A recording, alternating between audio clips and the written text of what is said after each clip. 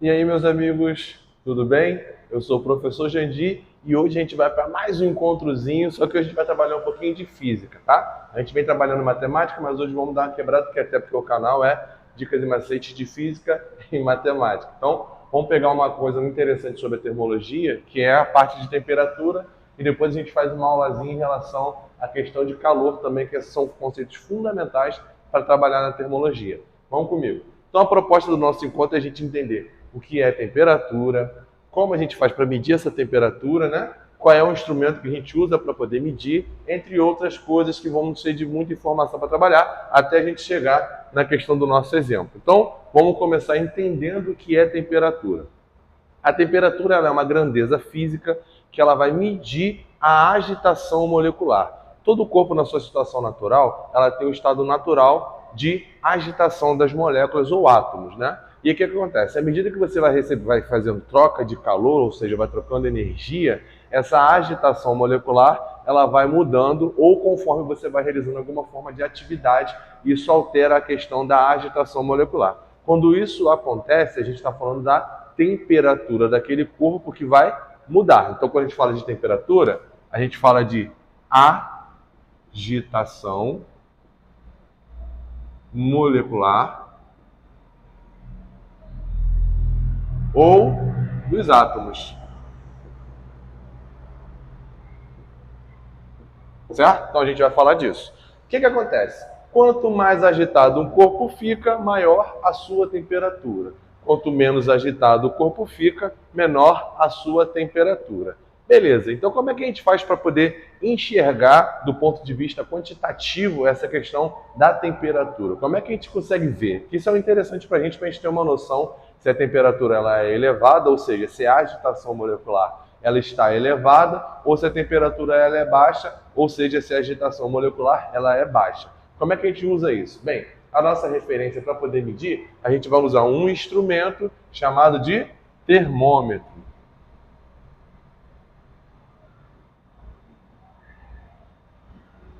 Ele é um instrumento que a gente usa para poder ver a questão da agitação molecular. E esse termômetro não é nada diferente, nada absurdo e diferente do que a gente conheça, que são os termômetros que a gente compra em farmácia, para saber se a gente está com febre, quando a gente chega andando na rua e vê naqueles relógios gigantescos a medição de temperatura ali, também tem um termômetro também. Então a gente tem vários exemplos no nosso dia a dia da presença do termômetro, então fica mais fácil. Tanto que na nossa realidade, a gente usa uma escala termométrica, ou seja, a gente usa uma linguagem naquele termômetro que nos faz entender a questão da temperatura, ou seja, que nos faz entender a agitação molecular. Quais são as escalas termométricas mais trabalhadas? É a Celsius, é a Fahrenheit e a Kelvin. E aí todas elas, para poder, a nível de comparação, todas elas têm como referência o ponto de fusão e o ponto de ebulição da água, ou seja, aonde a água começa a congelar e aonde a água começa a entrar no estado de vapor. Então a gente vai ter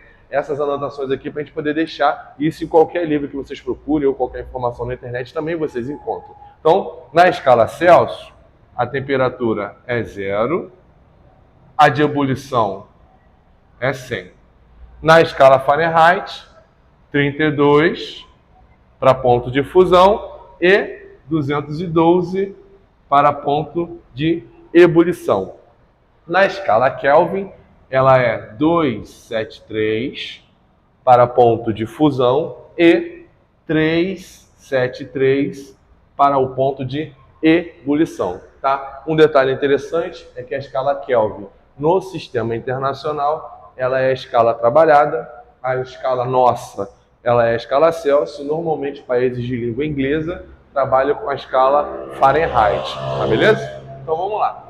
O zero absoluto é uma relação direta com a escala Kelvin. E aí essa relação direta com a escala Kelvin se diz o quê?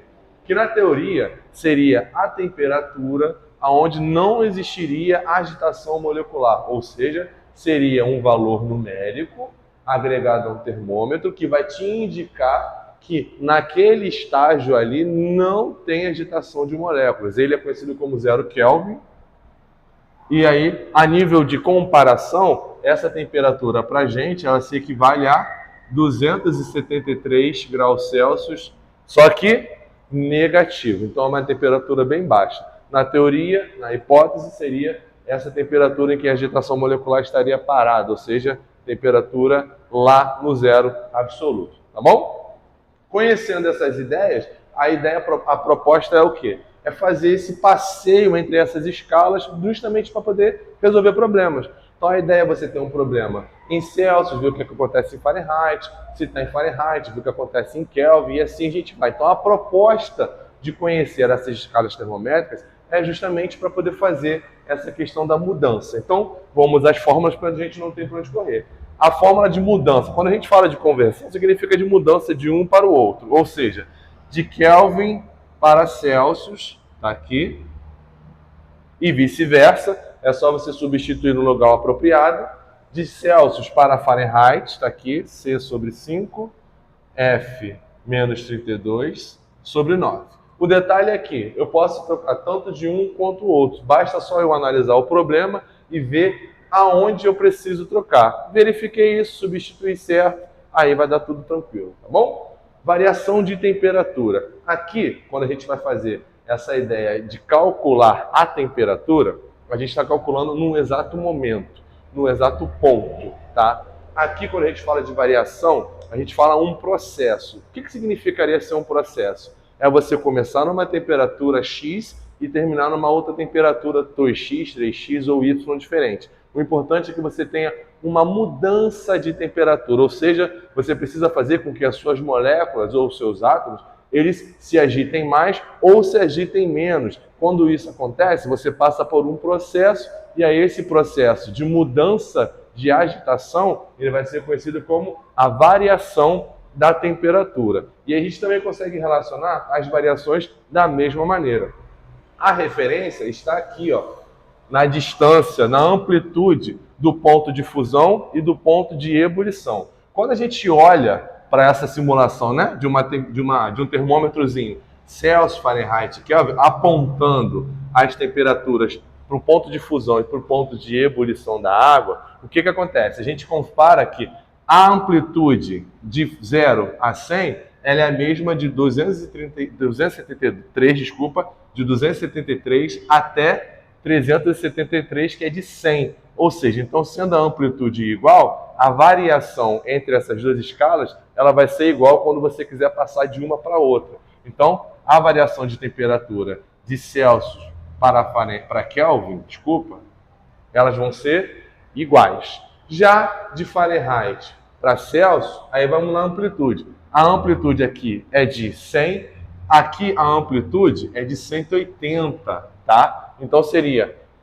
a variação sobre 100, a variação sobre 180. Simplificando, cortando zero, simplificando por 2, a gente conclui que vai ser a variação em Fahrenheit sobre 9 é igual à variação em Celsius sobre 5. Idem ao que acontece com a fórmula aqui, tá? E por último, a variação entre Kelvin e Fahrenheit, perdão, deixa eu corrigir aqui ao vivo, entre Fahrenheit, o que vai acontecer? Vai ser muito parecida com essa daqui, porque se esses dois são iguais e entre Fahrenheit e Celsius é essa, eu vou só substituir a variação em Celsius por variação em Fahrenheit, perdão, por variação em Kelvin, e aí eu vou chegar à conclusão. Então, reescrevendo, vai ser a variação em Kelvin sobre 5, isso vai ser igual a variação em Fahrenheit sobre 9. Beleza? Isso é o que a gente tem para trabalhar. Então, um exemplozinho para a gente poder entender é o quê? Simples e direto, é calcularmos quanto vai valer 20 graus Celsius para Fahrenheit. Imagina que a gente está aqui, olhando no termômetro daqui, marcando 20, e a gente quer fazer uma viagem para um outro local, ou uma pessoa que está lá num país, lá nos Estados Unidos, na Inglaterra, vê marcando lá aqui 20 graus, ele quer saber quanto seria lá em Fahrenheit, inclusive para ele poder ter uma noção de vestimenta, por exemplo, ou ao contrário. Então é importante a gente ter esse conhecimento, embora hoje a gente tenha tecnologia que nos ajude a calcular e tudo mais, mas ainda assim, a nível de conhecimento, é interessante a gente ter a noção de que saber a mudança de temperatura pode nos auxiliar no que a gente vai levar ou deixar de levar para poder sobreviver, para poder viver ou dar uma viagem, qualquer coisa do gênero, né? Então, nesse caso, vamos fazer a conversão entre uma e outra, Celsius e Fahrenheit, conheça a escala Celsius, substituo e vamos nós. Então vai ficar 20 sobre 5 é igual a F menos 32 sobre 9. Tá aqui a apresentação. 20 sobre 5 a gente consegue dividir. 20 dividido por 5 fica 4. Isso vai ficar F menos 32 sobre 9. Completo com 1 aqui embaixo e ó, multiplicação cruzada, ou como a gente diz aqui na minha terra em São Gonçalo, cruz credo, né? Então, vamos multiplicar F menos 32 vezes 1, vai ficar F menos 32. E isso vai ser igual a 9 vezes 4, 36, certo? É uma equaçãozinha do primeiro grau, aqui está fazendo conta de menos, pulou o igualzão, trocou a operação, então você está fazendo conta de menos, vai para lá fazendo conta de mais. Então F vai ser igual a 36 mais 32. Conclusão, vamos ter 68 graus Fahrenheit convertidos aí, tá bom? Então, a ideia de trabalhar com temperatura é essa, entender o que é uma temperatura, como é que a gente mede, as escalas, as relações entre elas e trabalhar com problemas, né? Então, o aprofundamento deixamos para vocês, vamos trabalhar, vamos estudar, porque a próxima proposta é trabalhar com o calor, tá bom? Meus amigos, espero que eu tenha ajudado, espero que vocês tenham gostado do vídeo. Se gostaram, curtam aí, tá? Se não é inscrito no canal, se inscreve lá, dá essa moral pra gente continuar crescendo, continuar desenvolvendo o canal, deixa a opinião de vocês, a sugestão lá do que vocês precisam. Até, como eu sempre digo para vocês, vamos crescer juntos, vamos estudar juntos. Meus amigos, abraço, até a próxima.